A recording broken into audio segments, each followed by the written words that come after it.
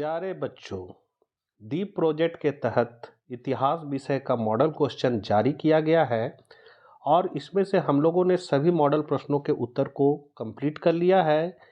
इस वीडियो में हम लोग लास्ट जो बचा हुआ था दीर्घ उत्तरीय प्रश्नों के उत्तर उसको देख लेंगे। इतिहास विषय का सारा मैंने कंप्लीट कर दिया है, जिसका सारा लिंक आपको ऊपर आई बटन पर मिल जाएगा। वहां से जाकर आप प्ले लिस्ट में देख सकते हैं। सारा सेट कंप्लीट हो चुका है, तो उसको आप लोग कॉपी में नोट करके याद कर लीजिए, क्योंकि ये ऑफिशियल जारी किया गया है और आपके फाइनल परीक्षा के लिए बहुत इंपॉर्टेंट है। चैनल पर पहली बार है तो जरूर सब्सक्राइब कर ले। तो दीर्घ उत्तरीय प्रश्न का आपका पहला क्वेश्चन है, असहयोग आंदोलन के बारे में आप क्या जानते हैं, वर्णन करें। तो अंग्रेजों की दमनकारी नीतियों के विरोध में गांधी जी ने अगस्त 1920 ईस्वी को असहयोग आंदोलन प्रारंभ करने की घोषणा की। 1920 ईस्वी के कलकत्ता के विशेष अधिवेशन तथा नागपुर अधिवेशन में गांधी जी की घोषणा का कांग्रेस ने समर्थन किया।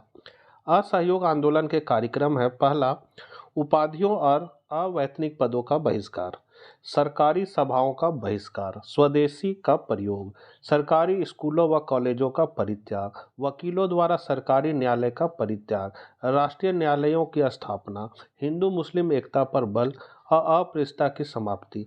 गांधी जी तथा अन्य व्यक्तियों द्वारा उपाधियों के परित्याग से इस आंदोलन की शुरुआत हुई। कांग्रेस ने विधानमंडल के चुनाव का बहिष्कार किया। स्वदेशी शिक्षण संस्थान स्थापित किए गए, जैसे काशी विश्व विद्यापीठ, बिहार विद्यापीठ, जामिया मिलिया इस्लामिया आदि। विदेशी वस्त्रों की होली जलाई गई, चरखे का प्रचलन बढ़ा, तिलक स्वराज फंड की स्थापना हुई और शीघ्र ही इसमें 1 करोड़ रुपए जमा हो गए। स्वशासन के स्थान पर स्वराज को अंतिम लक्ष्य घोषित किया गया। आंदोलन के दौरान हिंदू मुस्लिम एकता का भी प्रस्फुटन हुआ। असहयोग आंदोलन का प्रारंभ शहरी मध्यम वर्ग की हिस्सेदारी से प्रारंभ हुआ। विद्यार्थियों ने स्कूल कॉलेज छोड़ दिए, शिक्षकों ने त्यागपत्र दे दिया, वकीलों ने मुकदमे लड़ने बंद कर दिए तथा मद्रास के अतिरिक्त प्राय सभी प्रांतों में परिषद चुनावों का बहिष्कार किया गया। विदेशी वस्तुओं का बहिष्कार किया गया, शराब की दुकानों की पैकेटिंग की गई, व्यापारियों ने विदेशी व्यापार में पैसा लगाने से इनकार कर दिया। देश में खादी का प्रचलन और उत्पादन बढ़ा। सरकार ने इस आंदोलन को सख्ती से दबाया। असहयोग आंदोलन को वापस लेने का फैसला 5 फरवरी 1922 को उत्तर प्रदेश की चौरी चौरा नामक स्थान में आंदोलनकारियों और पुलिस में झड़प हो गई, जिसमें 22 पुलिस वाले मारे गए। इस घटना से गांधी जी ने असहयोग आंदोलन को वापस ले लिया। अंततः 12 फरवरी 1922 को असहयोग आंदोलन की समाप्ति कर दी गई। असहयोग आंदोलन के प्रभाव, तो आंदोलन ने राष्ट्रीय भावना का विकास किया, अंग्रेजों के प्रति विरोध का वातावरण बनाया। दूसरा, स्वदेशी वस्तुओं के इस्तेमाल में वृद्धि हुई और विदेशी वस्तुओं का बहिष्कार हुआ। देशी शिक्षण संस्थाओं का विकास हुआ। कांग्रेस पार्टी भी अपनी नीतियों और कार्यक्रमों में बदलाव किया। हिंदी को राष्ट्रभाषा का महत्व दिया गया तथा अंग्रेजी के प्रयोग में कमी आई। खादी का प्रचलन प्रारंभ हुआ। चरखा राष्ट्रीय अस्तिमा का प्रतीक बन गया। आंदोलन जनसाधारण तक पहुंची। आंदोलन की असफलता ने क्रांतिकारी गतिविधियों को प्रेरणा दी। 48 है, भारतीय संविधान के निर्माण में डॉक्टर भीमराव अंबेडकर की भूमिका का वर्णन करें। तो भारतीय संविधान के निर्माण में डॉक्टर भीमराव अंबेडकर की भूमिका, पहला पॉइंट है, संविधान सभा के सदस्य के रूप में। तो भारत के स्वतंत्रता के बाद जब कैबिनेट मिशन योजना के तहत भारतीय संविधान सभा और संविधान का निर्माण हुआ, तो उसमें डॉक्टर अंबेडकर का अमूल्य योगदान रहा। उनके योगदान को देखते हुए ही डॉक्टर अंबेडकर को भारतीय संविधान का सृजनकर्ता, निर्माता एवं जनक कहा जाता है। दूसरा है, प्रारूप समिति के अध्यक्ष के रूप में। तो संविधान निर्माण के कार्य में संविधान से संबंधित अनेक समितियों का गठन किया गया, जिसमें एक सबसे प्रमुख समिति थी प्रारूप समिति, जिसे ड्राफ्टिंग कमेटी या पांडुलेखन समिति भी कहा जाता है। प्रारूप समिति के अध्यक्ष डॉक्टर अंबेडकर थे। प्रारूप समिति का काम था कि वह संविधान सभा के परामर्श शाखा द्वारा तैयार किए गए संविधान का परीक्षण करे और संविधान के प्रारूप को विचारार्थ संविधान सभा के सम्मुख प्रस्तुत करे। तीसरा है, संविधान निर्माता के रूप में। तो डॉक्टर अंबेडकर को समाज के कई बार अपमानजनक व्यवहार का सामना करना पड़ा था। इन सब का सामना करते हुए उन्होंने न केवल अछूत मानी जाने वाली जातियों के उत्थान के लिए और उन्हें समाज में सम्मानजनक स्थान दिलाने में महत्वपूर्ण भूमिका निभाई, बल्कि संविधान में उनके लिए प्रावधान किए जाने में अहम भूमिका निभाई। 39 है, अकबर राष्ट्रीय शासक क्यों कहा जाता है? तो अकबर को भारत का राष्ट्रीय सम्राट भी कहा जाता है। उसके शासनकाल में भारत में राजनीतिक, प्रशासनिक, सामाजिक, धार्मिक और सांस्कृतिक एकता एवं सामंजस्य की स्थापना हुई तथा भारत एक राष्ट्र के रूप में उभरा। अकबर ने अपने विजय उपलब्धियों द्वारा एक विशाल साम्राज्य की स्थापना करके उसे प्रशासनिक आधार पर प्रदान किया। उसने अपने संपूर्ण साम्राज्य में एक जैसी शासन प्रणाली स्थापित की। उसकी प्रांतीय शासन व्यवस्था, राज व्यवस्था, भू व्यवस्था, न्याय व्यवस्था आदि सभी व्यवस्थाएं संपूर्ण साम्राज्य में एक समान थी। सैनिक तथा असैनिक सेवाओं में भी सभी पद सबके लिए समान रूप से खुले थे। राजपूत राज्यों में समानता के आधार पर वैवाहिक संबंध स्थापित करके अकबर ने वीर राजपूत जाति का सक्रिय सहयोग प्राप्त कर लिया। एक राष्ट्रीय शासक के रूप में अकबर की दूसरी महत्वपूर्ण उपलब्धि देश में सामाजिक एवं आर्थिक एकता की स्थापना थी। उसने अपनी समस्त प्रजा को बिना किसी भेदभाव के समान नागरिकता एवं सुविधाएं प्रदान की। राजस्व व्यवस्था अथवा भू कर प्रणाली के क्षेत्र में हिंदू मुसलमानों में कोई भेदभाव नहीं किया गया। व्यापार तथा व्यापारिक करों के क्षेत्र में भी धर्म अथवा जाति को आधार नहीं बनाया गया और न ही न्याय अथवा दंड देने के समय हिंदू मुसलमान में कोई भेदभाव किया गया। शाही दरबार में होली, दीपावली, दशहरा, बसंत और नवरोजो जैसे त्योहारों को समान रूप से मनाकर अकबर ने सामाजिक एकता की पहचान दी। धार्मिक एकता की स्थापना करने के लिए अकबर ने राजनीति को धर्म से पृथक करके देश में धर्मनिरपेक्ष राज्य की स्थापना की।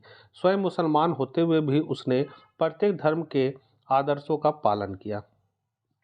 केवल इतना ही नहीं, देश में धार्मिक एकता का वातावरण उत्पन्न करने के लिए और अकबर ने दीन-ए-इलाही नामक स्वयं का एक संघ स्थापित किया, जिसमें सभी धर्मों के सराहनीय तत्व समाहित थे, जिसमें बिना किसी भेदभाव के सभी के लिए द्वार खुले थे। हिंदू मुसलमानों में परस्पर निकटता स्थापित करने के लिए उसने फारसी को समस्त साम्राज्य की सरकारी भाषा बना दिया। अकबर ने एक अनुवाद विभाग की स्थापना की, जिसके निरीक्षण में हिंदुओं के अनेक धार्मिक, साहित्यिक एवं ऐतिहासिक ग्रंथों का अनुवाद फारसी भाषा में किया गया। सम्राट अकबर के शासनकाल में स्थापत्य कला, चित्रकला, संगीत कला आदि के क्षेत्र में भी राष्ट्रीय विचारधाराओं एवं आदर्शों का समावेश हुआ। निसंदेह सम्राट अकबर आजीवन भारत को एक संगठित राष्ट्र का रूप देने और देश में एकता तथा सद्भाव न बनाए रखने के कार्यों में संलग्न रहा।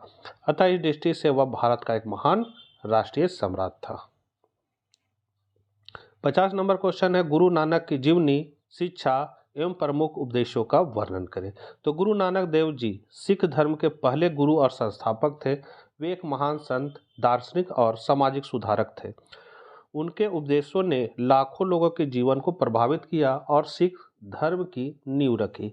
प्रारंभिक जीवन, तो जन्म, गुरु नानक देव जी का जन्म 15 अप्रैल 1469 को रावी नदी के तट पर स्थित तलवंडी, अब ननकाना साहिब, पाकिस्तान में हुआ था, मतलब तलवंडी में हुआ था। परिवार, वे एक खत्री परिवार में पैदा हुए थे। उनके पिता का नाम कालू और माता का नाम तिप्ता था। बचपन से ही गुरु नानक देव जी में आध्यात्मिक रुचि थी। वे अक्सर ध्यान और चिंतन में लीन रहते थे।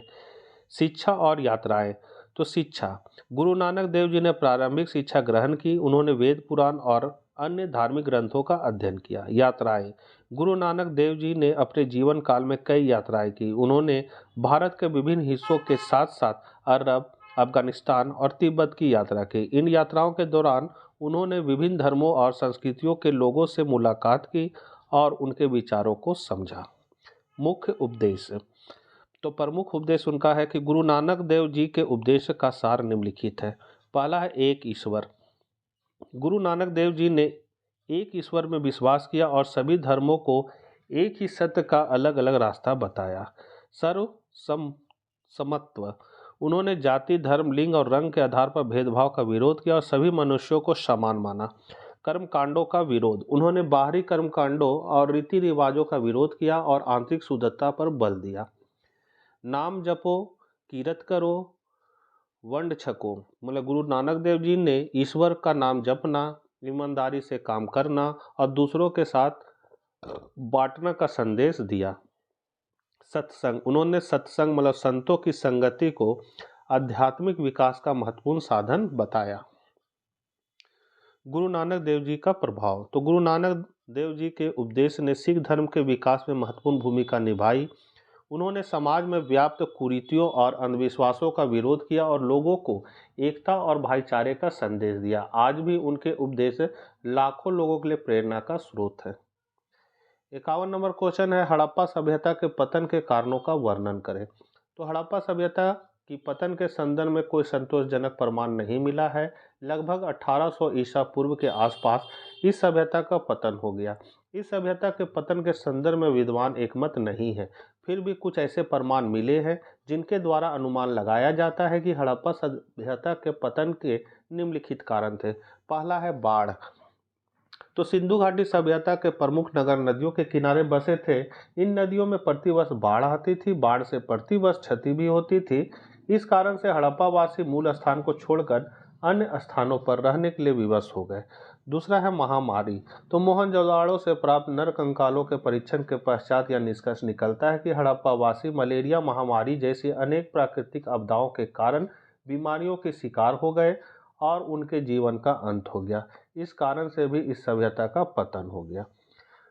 सी है जलवायु परिवर्तन। तो अनेक विद्वानों का कहना है कि अचानक सिंधु घाटी क्षेत्र में जलवायु परिवर्तन के कारण यह हरा भरा क्षेत्र जंगल एवं बारिश की कमी के कारण मरुस्थल के रूप में परिवर्तित हो गया। इस कारणों से भी यह सभ्यता नष्ट हो गई। और लास्ट पॉइंट है बाह्य आक्रमण। तो अनेक विद्वानों का अनुमान है कि बाह्य आक्रमण के कारण इस सभ्यता का अंत हुआ। संभवतः ये बाह्य आक्रमणकारी आर्य रहे होंगे। उपयुक्त कारणों के आधार पर हम कह सकते हैं हड़प्पा सभ्यता का पतन हो गया। और लास्ट क्वेश्चन है, स्तूप क्यों और कैसे बनाए जाते थे, वर्णन कीजिए। तो स्तूप का संस्कृत अर्थ टीला, ढेर या थुआ होता है। स्तूप का संबंध मृतक के दाह संस्कार से था। मृतक के दाह संस्कार के बाद बची हुई अस्थियों को किसी पात्र में रखकर मिट्टी से ढक देने की प्रथा से स्तूप का जन्म हुआ। क्योंकि इस स्तूप में पवित्र अवशेष रखे होते थे, अतः समूचे स्तूप को बौद्ध धर्म के प्रतीक के रूप में प्रतिष्ठा प्राप्त हुई। पहले मात्र भगवान बुद्ध के अवशेषों पर स्तूप बने, बाद में बुद्ध के शिष्यों के अवशेषों पर भी स्तूप निर्मित किए गए। स्तूपों की संरचना, स्तूप का प्रारंभिक स्वरूप अर्धगोलाकार मिलता है। उसमें मेथी के ऊपर मतलब माथा पर के ऊपर उल्टे कटोरे की आकृति का ही पाया जाता है, जिसे अंड कहते हैं। इस अंड की ऊपरी चोटी सिरे पर चपटी होती थी, जिसके ऊपर धातु पात्र रखा जाता था। इसे हर्मिका कहते हैं। यह स्तूप का महत्वपूर्ण भाग माना जाता था।